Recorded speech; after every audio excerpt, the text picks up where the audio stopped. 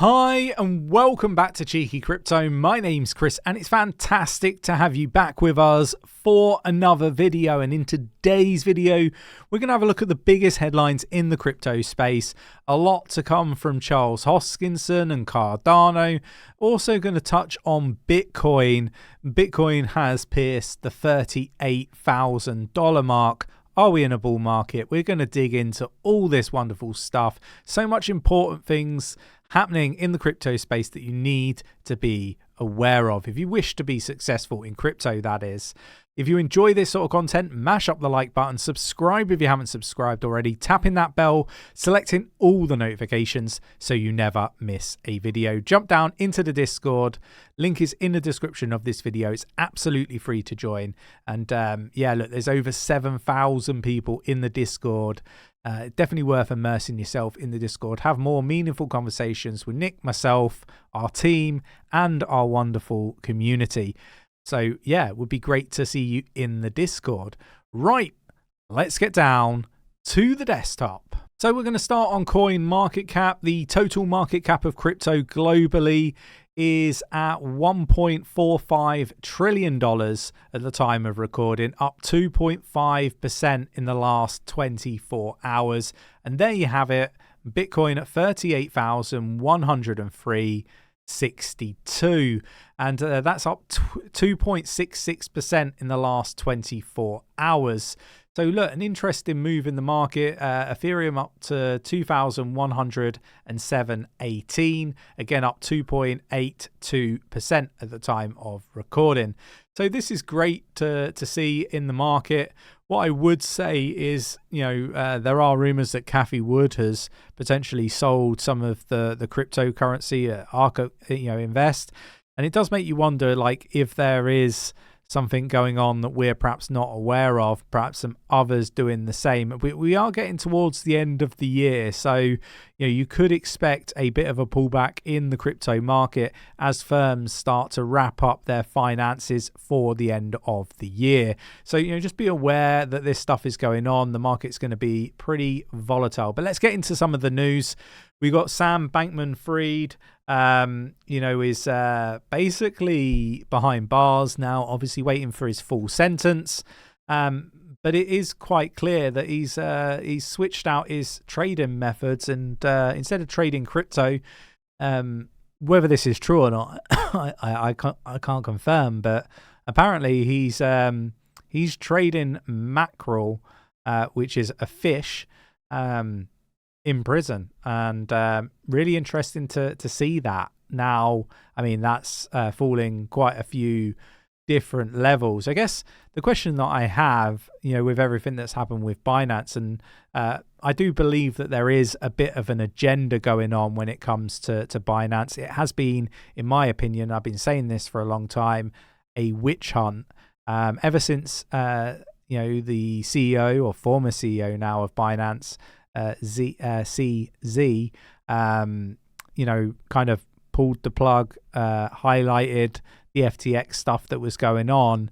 There has been this massive agenda against him and Binance, and obviously we've seen that come to a head with a $4.3 billion fine, and obviously the former CEO of Binance basically admitting to some criminal charges and so on. But he has come out stating that he wasn't like FTX and Sam Bankman-Fried. This is a case of not perhaps being aligned with the regulations. Maybe it's just that they were building quickly and asking for forgiveness later. But overall, I think he's built a terrific business, and I do think Binance will survive. I am going to say that.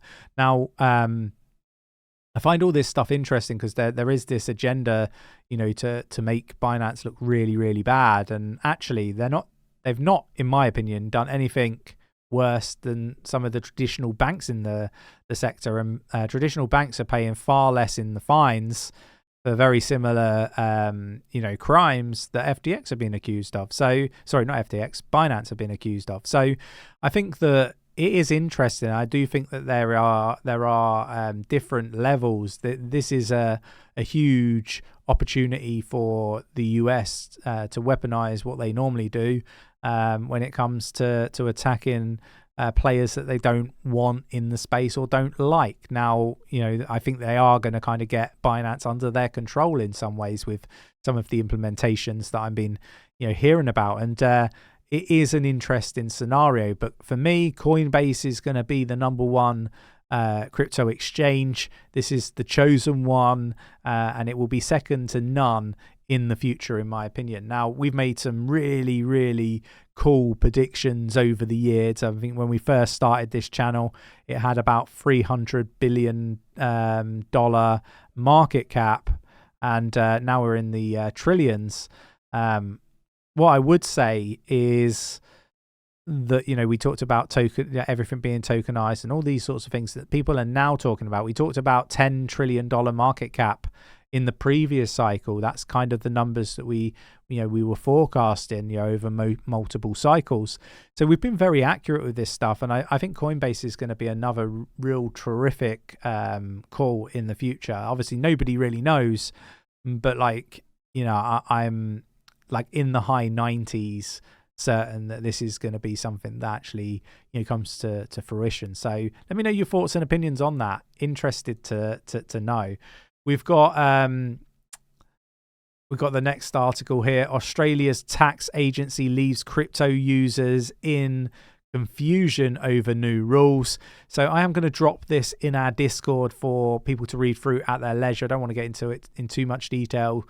But yeah, look, we use these crypto tax platforms to support with this sort of stuff, and I will have the links in the description of this video, and they do all the hard work for you, taking out all of that confusion. So go check it out. Things like Coinly, for example. We've got Bitcoin surges above $38,000 as Bitcoin and ETH hit 18-month highs. Now, this for me is no surprise, because in some sense you could say that the whole Binance scenario playing out is really bullish for the Bitcoin ETFs. We're also seeing very positive talk about there's no reason to stand in the way of a Bitcoin or an Ethereum ETF. These sorts of phrases do make us really bullish, and I have been saying for a little while now that we are against the clock in order to be buying up Bitcoin or BTC or Ethereum at these low prices, because once these ETFs are accepted, I think we will see a pullback in the market. I do think that when the Fed pivots, we see cheaper prices. But outside of that, those are going to be the last opportunities to be getting in at Bitcoin, Ethereum at really cheap prices. Now, I think, and my opinion is that the markets will pull back, flash crash when the Fed pivot happens. Then we come out and we go into the bull run. But there is going to be a bit of a period of time between when the ETFs go live and when the big money actually comes in. And I think that's going to take a few people by surprise, and that is the opportunity for me. That's the opportunity in order to be purchasing at the last chance for the lower prices. Let me know your thoughts and opinions on that. 𝗕𝗃𝗪, I mentioned this earlier, rumored to be selling or reducing the holdings of Bitcoin. Doesn't surprise me. This one I found really interesting. ECB chief Lagarde admits her son lost crypto in the crypto crash. Up to 60% her son lost in crypto, saying that he ignored her. Like, I'm not surprised. Lots of people lost money in the crash, the pullback. They weren't watching Cheeky Crypto. Cheeky Crypto said about the lowest low back in June. We highlighted that wasn't the actual lowest low, and to expect another. We got that in November. We highlighted the FTX collapse before it happened, giving people ample opportunities to get out of FTX. And we highlighted to short FTT and Solana before the collapse. So look, for me, this is about, actually doing your due diligence. It's about following the right people. If you want to be successful in this space, you can't be just watching people that are just the shillers, the people that are telling you that it's always going to the moon. You've got to be watching both sides. You've got to be watching the people that are really bullish, the people that are really bearish. And I think, you've got to look at and measure people on their results. Now, like, it's really apparent to me that, you can get 99% of your calls right, but that 1% or that one time that you get something wrong, that is the only time that's ever going to get spoken about. So, do take what people say with a pinch of salt, because they might not be watching as closely, monitoring what is being said as much as they perhaps should, and they might be cherry picking. So, you've got to go away, do your own research and make your own decisions. But yeah, look, I'm pretty sure Christine Lagarde wouldn't have been able to have helped her son. Just my opinion, but these markets are very different to what she's operating in. Cardano price analysis. Here's 7.5 billion ADA factor investors should watch. And this for me is a really interesting one. This talks about the actual range in which most people are accumulating. So 7.51 billion tokens were accumulated between 36 cent 8 and 39 cent 1. That is the hotspot for purchasing and selling, purchasing Bitcoin. I imagine selling as well, if that's where the bulk of it was bought. So, we should be aware of that. And I think, that is pretty bullish, right? If people are buying, big numbers of this particular coin at those prices, I think that's a statement that people are very, very bullish on Cardano. We got Grayscale Bitcoin Trust could see $2.7 billion of outflows if ETF conversion is approved, according to JP Morgan. The price could come down, could come under pressure as some of the money is likely to completely exit the ecosystem. So I'm not so sure that will happen, but it does align with what I was saying earlier. I expect a pullback. This is like the sell the news event, but on another level. So I do think that we're going to get opportunities to get lower prices, but once those ETFs are established, that will be the end of that. I do believe that you won't see a 20K Bitcoin after the ETFs have launched and, you've given it 6 months to a year to bed in. After that, I don't think you've got a chance. So basically, after the next bull run, no more 20K Bitcoins, kind of how I view it. And I would be very much interested in hearing what people's thoughts and opinions are in the comments on that. Bitcoin sender overpays record-breaking $3 million transaction fee. And we've seen this a few times, and we saw a crypto company overpay for a transaction not so long ago, and they got a refund. So I wonder whether this person, being just an individual, is going to get a refund. So yeah, look, it's really, really interesting, and it's a costly mistake. So make sure you know how you're sending your crypto and you're not overpaying, right? I think this stuff is really, really important. XRP and Bitcoin witness jaw-dropping whale transfer activity. So, really interesting side of things. So 1,500 BTC transferred from Bitfinex to an unknown wallet. And you're seeing similar stuff with XRP. Really positive. They're going after Bitcoin and XRP, it would appear.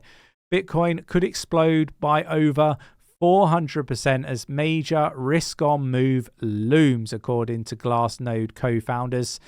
So really interesting stuff. We're likely to see some moves to the upside. I'm going to drop this in our Discord for you to read through at your leisure. We've covered an awful lot in this video. Hopefully it was beneficial. But, I think what we really need to understand is there are a lot of people trying to scare retail out of crypto. That's very apparent with, what you see on mainstream media, the news, and, what you're hearing from officials in the US. What this really is about is trying to get retail to sell so the prices, come down and the big money can come in and scoop it up on the cheap. Everybody, big money wise, knows where this market is going. Super early. There's going to be people that sell on the way up that are happy with their sales of crypto, and it'd be life changing for those individuals. But this has got a huge opportunity to go much higher than people anticipate. And what I would say is that if you're somebody with perhaps one Bitcoin, you might, and obviously not financial advice, it's just my opinion, and it's what I would do if I only held one Bitcoin, for example. I would look to double that and just keep one to the side. And if you've got multiple Bitcoin, when it comes to selling, maybe you don't, maybe you just keep one for the long term. Really interested to get your views and opinions. Treat this completely as entertainment purposes only. I'm not a financial advisor. Go do your own research. You do you, I'll do me. And hopefully this was of use to you all. If you enjoyed the video, we would really appreciate it if you hit that like button. It really does support the channel. Subscribe as well if you haven't subscribed. Tap that bell, select all the notifications so you don't miss any further videos. We really do appreciate that level of support. It doesn't go unnoticed, and we really do appreciate it. So yeah, if you wouldn't mind doing that, and I will catch you in the next one. Take care.